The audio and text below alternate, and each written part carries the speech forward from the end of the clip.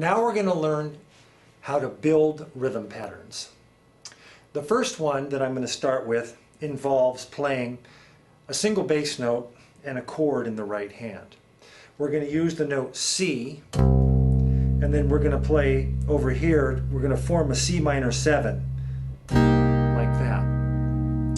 Okay, and so the shape that I'm playing in the right hand is basically taking a C minor chord and flatting the third, or it's an E flat major triad. Okay, so we're going to take these two chords and build a rhythmic pattern. To learn the rhythm pattern, I basically learn the events, sort of like the way a drummer would do it. I think of it like this. I would play both parts together at the same time, and then the next part would be the right hand, the left hand, and then the right hand twice. So that's the first part of it. So it would go like this. You play both together, then right, left, right, right. And then to add to that, to finish it off, we're going to play left, right. That means the bass and then the chord. So in slow motion it looks like this. Both, right, left, right, right, left, right. If you have any trouble playing it on the instrument because you're working on your fingering, if you're beginning, you can do the same thing with on your legs. You just play both, right, left, right, right, left, right. And you just practice with your hands as a rhythm. And you can do that without the stick too. So if you're just learning, that's a good way to get started, to get the rhythm going. And then eventually you can translate it over to the instrument and start forming the chord and the bass. Or even a simpler one is just to take a finger and a finger like that. That's a really nice beginning way to get a rhythm started. If you're having any trouble getting the fingers in there and you want to learn a rhythm. So like that, it would sound like this. With the chord. And then of course you can build on that by moving the bass back and forth between the root and the fifth. So you play both, right, fifth, right, right, fifth, right. And that would sound like this.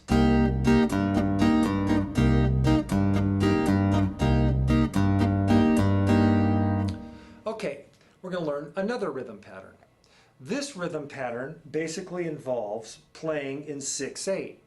I'm going to take a D minor chord, and that's really just a drone, meaning the root, the fifth, and the third, and then play a D minor here, kind of an easy shape. And the rhythm pattern will go something like this. All right, well what's happening is, again, the hands aren't playing together on that middle part. It goes bass and chord, then I finish with these two, and then the chord, and then finish off with those two. That makes a nice rhythmic 6/8 pattern.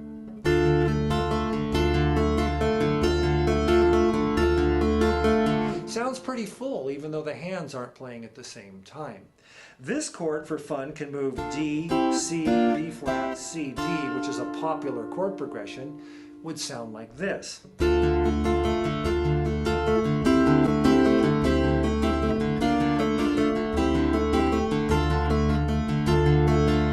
Notice that I'm holding that note down too. I don't lift it off. I hold it down and let it ring.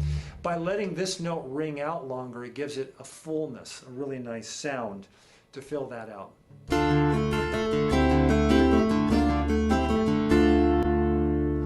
Okay, another pattern that I do is I do with eighth notes in more of a standard rhythm. I play the same shape here.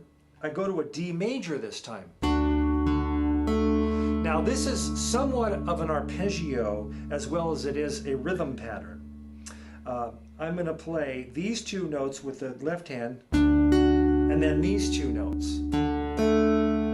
Well, what happens is the basic pattern, I'm going to take the bass away for a minute, is nothing more than this.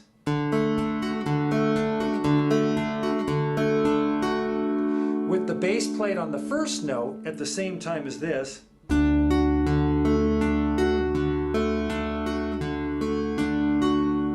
and then I can, first of all, before I actually move the chord, I'm going to just play that rhythmically, that part. Now I can move the chord. So there's a nice pattern where I'm droning this.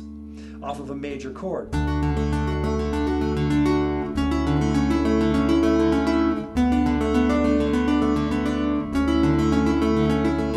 Or play a continuous.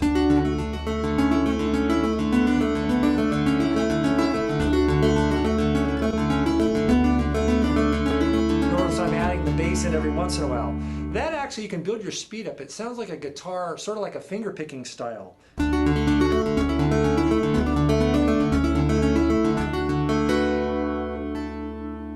Okay, so that's basically an 8-note pattern per measure, more like a guitar finger picking. Another one is a little bit of a funkier one where, say I want to play a bass line. I like this one where I play root, fifth, and then the ninth. Kind of makes a nice, that kind of a sound. And then I'll play our same chord that we did over here, the E flat major triad, that forms a C minor seventh. Now here, I'm playing the chord in between the first bass note and the second one, like that. Then I play the chord again.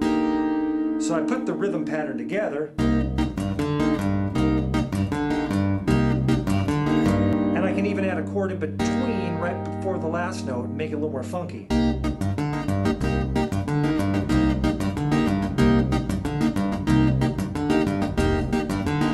Slower. And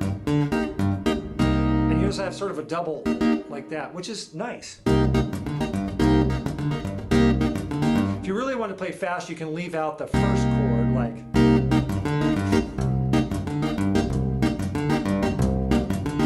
That makes it sound kind of syncopated.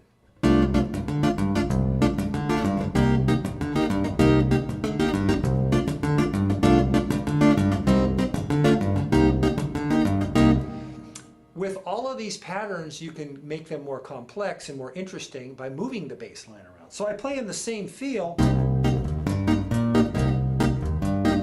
instead of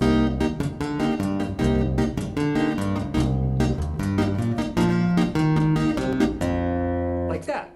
Same thing with the original pattern, which blends in well with that one. Both right, left, right, right, left, right. I start moving the bass there as well.